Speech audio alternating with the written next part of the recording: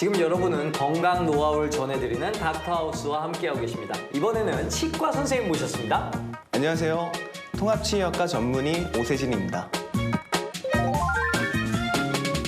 오늘 주제 뭔가요? 그 전에 이종수님, 네.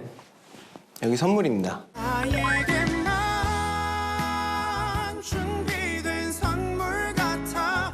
이거 먹으라는 건가요? 그런 건 아니고요. 어머. 만약 제가 드린 사과를 애벌레가 갉아먹고 있다면 어떠시겠어요?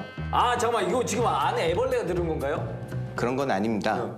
허나 치아 건강에도 문제가 생기면 전신 건강을 갉아먹힐 수 있다는 사실 아시나요? 아 그래요? 그래서 이번 주제는 잇몸이 붓고 피가 나요. 전신을 갉아먹는 치주염입니다. 말만 들어도 갉아먹는다니까 너무 무서운데 치주염 그럼 빨리 알아봐야겠어요. 치주염이 뭡니까? 치아 구조부터 설명해 드리자면 네. 치아 뿌리는 분홍색 점막으로 보호받고 있거든요. 치아 뿌리 쪽을 덮는 이 점막 부분을 치은이라고 불러요. 잇몸이죠. 치은 아래쪽에는 치아를 고정하는 인대와 잇몸 뼈가 있는데 치아를 지지하는 이 조직을 통틀어서 치주라고 불러요. 치은염, 치주염 이거 크게 다른 건가요? 치은염은 비교적 가볍고 회복이 빠른 형태의 질환으로 잇몸, 즉 연조직에만 국한된 형태를 말하고 이러한 염증이 잇몸 뼈 주변까지 악화한 경우를 치주염이라고 해요. 아 이게 약간 상태의 경도에 따라 좀 다른 거군요. 그러면은 증상이 어때요? 치은염일 땐 잇몸이 빨갛게 붓고 출혈이 생기고요. 치주염이 되면 구취가 나며 치아와 잇몸 사이에서 고름이 나오고 음식 씹을 때 불편함을 느끼게 됩니다. 더 심해지면 음식물을 씹지 않아도 통증을 느끼게 되고 치아가 저절로 빠지기도 하죠. 아 무서운데요? 아니 그러면 치주염이 아까 전신을 갉아먹을 수 있다고 했잖아요. 이건 왜 그런 거예요? 우선 잇몸에 생긴 염증과 세균이 치주 조직을 파고 혈관으로 퍼지면서 인슐린 저항성을 높여 혈당 조절을 악화하게 하고요. 삐떡이라고 부르는 혈전에 붙어 혈전의 몸집을 더욱 키울 수도 있습니다. 그러면 뇌졸중, 심혈관 질환, 심장병의 위험이 늘어나는 거죠.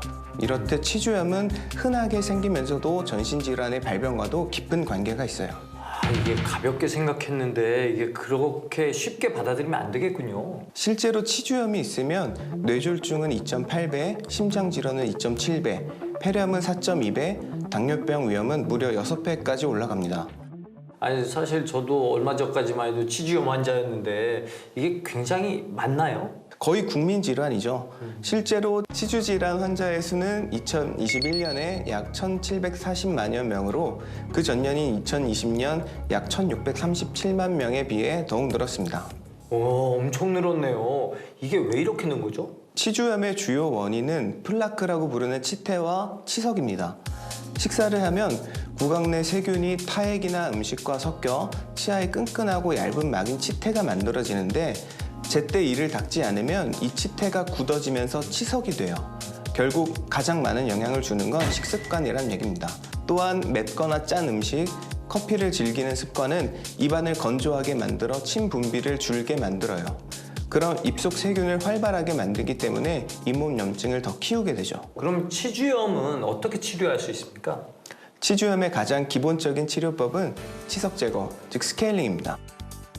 대부분의 치과 의사들은 치석이 많은 경우 1에서 3개월, 구강 상태가 양호하면 6개월에서 1년에 1회씩 치석을 제거하라고 권고하고 있죠. 근데 이게 비싸면 잘 안 가지게 되는데 이거 비쌉니까? 개인에 따라 다르게 느끼시겠지만 한 가지 꿀팁을 드리자면 현재 우리나라 만 19세 이상 성인은 연 1회 치석 제거에 대한 건강보험을 적용받을 수 있고 오. 치주염이 있다면 언제든지 치주 치료에 대해 건강보험을 적용받을 수 있습니다. 건강보험이 적용된 비용은 15,000원 내고요. 근데 치주염이 이게 스케일링만으로 해결이 안 되고 이게 심하면 어떻게 합니까?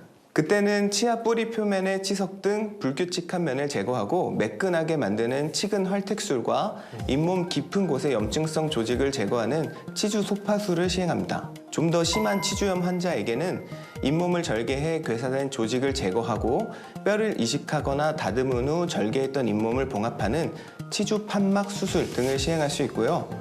치주염에 의한 턱뼈의 소실이 큰 경우에는 치아를 뽑아야 하고 그 자리에는 임플란트 시술을 통해 치아를 복원해야 합니다. 아니 근데 치주염으로 턱뼈가 다 녹으면 임플란트를 어떻게 심어요?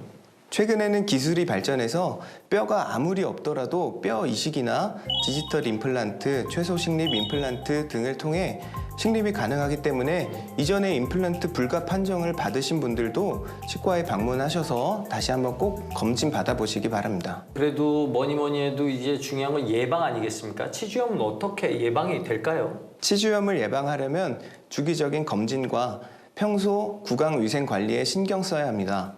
특히 치아 사이사이에 낀 세균 제거를 위해 식후에는 치간 칫솔이나 치실 사용을 권장하고요. 또한 쌀쌀한 가을철이 되면 국물 요리 많이 드실 텐데 국물 요리는 기름과 염분이 많은 편이라 치주염의 원인이 될 수 있으니 드신 이후에는 꼼꼼히 양치하시는 것 잊지 않으셔야 되겠습니다.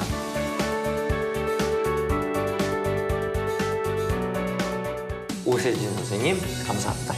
감사합니다. 다음 이 시간에도 알찬 정보로 다시 돌아오도록 하겠습니다. 지금까지 닥터하우스 MC 이정수였습니다.